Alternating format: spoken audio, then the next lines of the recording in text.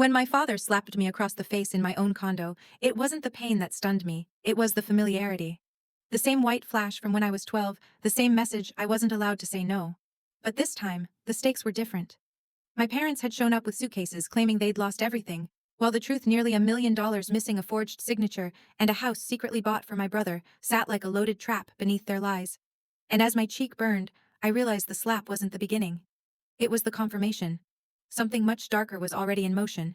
Before I go any further, tell me where you're watching from, and hit like and subscribe if you've ever been betrayed by family, because no one expects the people who raised them to become the ones who break them. Now, let me take you back to the moment everything began to unravel, long before the slap, long before the lies finally spilled open. I grew up in a house where silence wasn't peaceful, it was strategic. The Lane household revolved around Kyle from the moment he could walk. Even the air shifted when he entered a room, like the walls leaned toward him, waiting for whatever story crisis or praise he was about to demand. I learned early that the safest place was the background, quiet, helpful, invisible enough not to cause problems, but present enough to clean up after them. One of the clearest memories I have is from when I was 12. It was a late summer afternoon, the kind where the heat sticks to your skin even indoors. I'd come home from school and decided to cook scrambled eggs, determined to do something on my own for once. The burner clicked twice, flared to life, and for the first time that day, I felt proud of myself. Then my father walked in. "I can do it myself," I said softly, not disrespectfully, just wanting a sliver of independence. His hand came down before the sentence even finished. No warning, no raised voice, just a single slap that stunned my body into understanding the rule: independence wasn't allowed if it made him feel unnecessary. What stuck with me wasn't the sting, it was the look afterward, the way he waited for me to fold into submission. And I did. Because at 12, what else was I supposed to do? My mother called me steady like it was a virtue. "Aubrey doesn't need much," she'd tell relatives, patting my shoulder dismissively while serving Kyle an extra scoop of mashed potatoes. Steady meant easy. Easy meant overlooked. Overlooked meant forgotten. By middle school, I understood my role. When I walked through the door holding a district math certificate with a gold star taped in the corner, I found my parents cheering loudly for Kyle making the basketball team. My mother waved me over. "Come take a picture with your brother." No one asked what I was holding. I slipped the certificate into my backpack before the edges curled. In high school, the gap widened. Kyle broke curfew, crashed my dad's truck into a mailbox, and somehow walked away with a new set of keys a month later. I broke my laptop trying to finish a scholarship essay. Kyle tripped over the cord and sent it crashing to the floor, and I got blamed for leaving things in the way. I apologized. Kyle didn't. That was the rhythm of our home. When I got into a competitive data science program, my parents congratulated me with tired smiles. 2 weeks later, they quietly used most of my educational savings to bail Kyle out of the first startup failure he ever created. "He needs support," Dad said. "You'll figure it out," Mom added. And I did, working tutoring shifts, late-night call center hours, and scraping together enough to cover books and rent. Every time my bank balance broke into double digits, I felt like I was winning a war no one knew I was fighting. Holidays were a yearly reminder of where I stood. One Christmas, Kyle unwrapped a new console designer jacket and a weekend trip to Colorado. I opened a lavender-scented candle. "You like simple things," Mom said, as if she knew anything about the things I liked. By the time I moved to Chicago at 23, I wasn't running toward a career, I was running away from the version of myself that existed only to make other people's lives easier. My condo became the first space in my life untouched by my family's gravity. Quiet, controlled, mine. What I didn't know then was that everything I had built to escape them would eventually become the place they tried hardest to claim. My first year in Chicago felt like stepping into oxygen after years of breathing through a straw. No expectations, no slammed doors, no walking on eggshells around my father's temper or my mother's fragile emotions. Just the hum of the city below and the steady rhythm of my own life, finally under my control. I built my condo piece by piece, the way some people build a sanctuary. Soft cream walls, warm lighting that pooled onto the hardwood like honey. A single plant near the window that caught the morning sun. Everything had a place. Everything was intentional. Everything was mine. Numbers became my language. Data made sense in ways people never had: clean, predictable, honest. I'd sit at the window before sunrise, wrapped in a gray sweater, watching the sky blush from black to blue while spreadsheets glowed on my screen. Patterns told stories, real stories, not the kind bent and stretched by guilt or favoritism. My parents treated my independence like a phase I'd eventually grow out of. "You'll come back home someday," my mother would say on the phone. "People need their families." But what she meant was, "We need you." Kyle's life was a carousel of new ideas, new failures, and new rescues that always came at a cost to someone else. One Thanksgiving at Grandma Rose's, that truth sharpened into something I couldn't ignore anymore. I'd spent all night making a pumpkin pie from scratch, the kitchen warm with cinnamon and nutmeg. Kyle arrived an hour late, carrying a cheap store-bought pie still in the plastic container. Naturally, my parents swooned over his. "Look at Kyle providing for the family," my mother said. I stared at my carefully made pie, its crust golden and fragrant, and felt that familiar tightening in my chest, the knowledge that effort meant nothing if your name wasn't Kyle. Grandma Rose noticed. She always noticed. Under the glow of her chandelier, she leaned toward me and whispered, "You don't owe them your silence, darling." Her voice was soft, but something in it cracked open a part of me I'd kept locked up for decades. When I turned 31, something shifted. Not a dramatic break, just a quiet internal click. I had a good job stability and a home that felt like an extension of who I was becoming. I thought I'd finally outrun the past, that I'd carved enough space between me and the old wounds to keep them from reaching me again. But old wounds don't stay buried. They wait. I saw it in little moments. The way Kyle bragged on social media about building a business empire, while our parents liked every post, as if each one was gospel truth. The way my mother called to vent about his struggles but never once asked how I was really doing. The way my father only contacted me when something needed fixing, tech help, bills, paperwork. Still, I kept my distance. I kept my peace. I kept my sanctuary intact. Until the night the doorbell rang, 3 frantic chimes slicing through the quiet. Until I opened the door to see my parents standing there, faces drawn tight, suitcases stacked behind them like they'd just escaped a disaster. Until they told me they lost the house. Until something deep inside me whispered that the story didn't add up. That night wasn't just the beginning of chaos. It was the beginning of truth. I can still hear that doorbell, 3 sharp, uneven chimes that didn't sound accidental. It was late, the city outside wrapped in that heavy Chicago quiet where even traffic noise feels distant. I just slipped off my heels, letting the day fall away, when the sound came again. Urgent, impatient, wrong. When I opened the door, my parents stood there like people who had run out of places to hide. My mother's eyes were glossy, her hands gripping the handle of a suitcase that looked far too full. My father didn't wait to be invited in. He brushed past me, dragging another suitcase over the threshold like he already owned the right. "We lost the house," my mother whispered, voice trembling just enough to seem believable. But something about the way she avoided my eyes told me the story wasn't clean. Still, I stepped aside. Reflex, muscle memory from a childhood of making myself small so others could take up all the room they wanted. That first night, they settled in like tenants who'd signed a lease. My father claimed the couch, flipping through channels with the entitlement of someone in his own living room. My mother moved through my kitchen as if cataloging everything she planned to fix. "Your spices are all over the place," she murmured, rearranging jars I'd intentionally organized. It took less than 24 hours for the rhythm of my home to shift. The silence I cherished, the steady, warm quiet, began to thin around the edges. By the next morning, it wasn't just the silence that felt off. It was the way my mother carried a box into my living room, porcelain figurines, wrapped in old dish towels, relics from my childhood home. Without asking, she cleared my shelves and replaced my minimalist decor with her fragile little antiques. "There," she said with a smile. "Doesn't that feel warmer?" Warmer wasn't the word. Crowded, claimed, intruded. Those were closer. Then came my father's list of demands. "What's the Wi-Fi password? Where's the garage fob? You got space in your storage locker?" Each question landed like a shovel of dirt thrown onto a grave, burying my boundaries inch by inch. By day 2, the building concierge called. Her tone was polite but firm. "Ms. Lane, your guests have exceeded the 48-hour limit. We'll need them registered if they're staying longer." Her subtext was clear. "Your parents are already causing issues." I thanked her, promised I'd handle it, and hung up with a knot tightening in my stomach. When I raised the topic later, my mother brushed it off. "Aubrey, that's for strangers, not family." My father added, "Stop worrying, we aren't going anywhere." They said it casually like it was nothing, but to me it was everything. That same evening I found a black trash bag by my doorway. Inside were several items from my living room, my throw blanket, a vase, 2 art prints I'd bought from a local gallery. A note sat neatly on top in my mother's handwriting. "These didn't match the space anymore. I saved the ones that suit you. Suit me."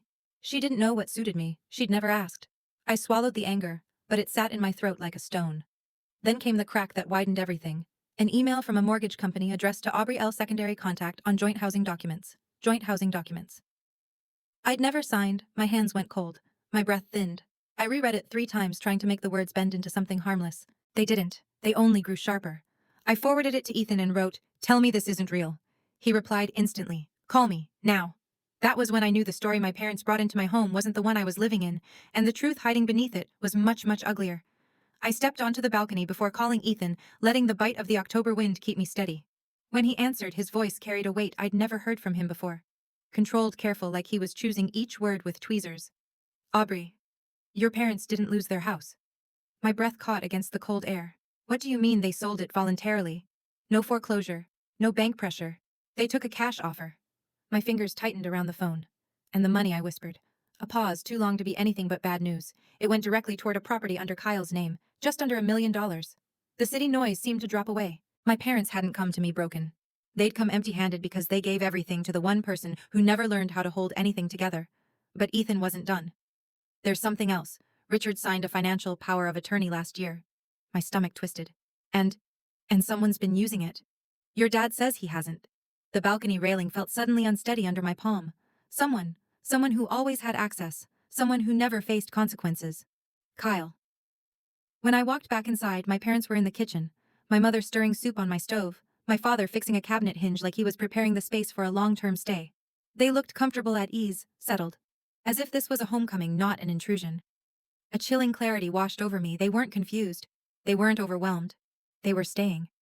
That night I couldn't sleep. Their footsteps light, chatter, the hum of the guest room lamp, they all scraped against my nerves. My condo didn't sound like mine anymore. On the fourth morning I woke to the sound of furniture shifting. My father was dragging my coffee table 2 feet to the right. Better flow, he said without glancing at me. Put it back, I replied. He smirked, slow and dismissive. This isn't a museum, Aubrey. It's my living room, he shrugged. For now. Those 2 words felt like a cold hand closing around my throat. Later, while I was heating leftovers, Kyle FaceTimed me again. His smug grin filled my screen, the pristine kitchen of his new home glowing behind him. So Mom and Dad settling in, he asked. The room seemed to tilt. Why would you assume they're staying with me long term? He shrugged. Well, they said you'd take care of them until they got back on their feet. You always do. Then he added without irony. Besides, I've got a lot going on. They need stability. Stability, the thing no one ever offered me but always expected from me. Before I could respond, the concierge called again. Ms. Lane, she said, voice firmer. This time your guests still aren't registered. Mr. Briggs asked me to remind you. Mason Briggs, the building owner, never involved himself in anything small. The fact that he was tracking this situation made something inside me shift. Why was he watching? Why was he concerned? Had my parents already caused more issues than I knew? When they returned from an evening walk, I tried again. You need to register with the building if you're staying longer. My mother sighed dramatically. Aubrey, don't be so rigid. We're family. That's exactly why it shouldn't matter, my father snapped. We're your parents, and this is my home, I replied calmly. Not your fallback plan. His eyes hardened. You're fine. You've always been fine. The words hit me like a slap even before the real one came later. A lifetime boiled down to a single accusation. Because you survived, we owe you nothing. But the truth was simpler, colder, more painful. They didn't plan to leave. They saw my home as theirs, my stability as theirs, my life as theirs. And as I lay awake that night staring at the ceiling, while their soft voices drifted down the hallway, I realized something terrifying. Tomorrow would break something open. A boundary, a pattern, a family. One more sunrise and everything would collapse. The morning everything snapped. Chicago looked bruised. The sky was a dull swollen gray, heavy enough to press against the windows. I woke before my alarm again, heart pounding with that quiet certain dread you feel when your life is about to pivot somewhere you can't undo. The condo was too still. Not my peaceful stillness, this one was dense, suffocating like the air was holding its breath. When I stepped into the kitchen, my mother was already there flipping pancakes on my skillet, as if she'd lived here for years. The same soft hum she used when I was 12 drifted through the room, and something inside me recoiled. My father sat at the counter scrolling through his phone, claiming space that didn't belong to him. He didn't even look up when he spoke. We need to talk about the timeline. My fingers tightened around my coffee mug. Timeline for what? For staying here, he said finally, lifting his gaze. We'll need more than a few days, maybe a few months. My chest pulled tight. No. You need to start finding another place today. The spatula paused midair. My mother's voice wavered with manufactured hurt. Aubrey, we just need time. My father set his phone down, his jaw flexing. We're your parents. Where the hell else should we go? Anywhere but here, I said. My voice didn't rise. It sharpened. You sold your house. You gave Kyle everything. You made choices. I'm not your safety net. The room froze. Something charged crackled between us. He stood slowly pushing the bar stool back with a scraping sound that made my skin tighten. He walked toward me with that same quiet menace I remembered from childhood, the kind that didn't need yelling.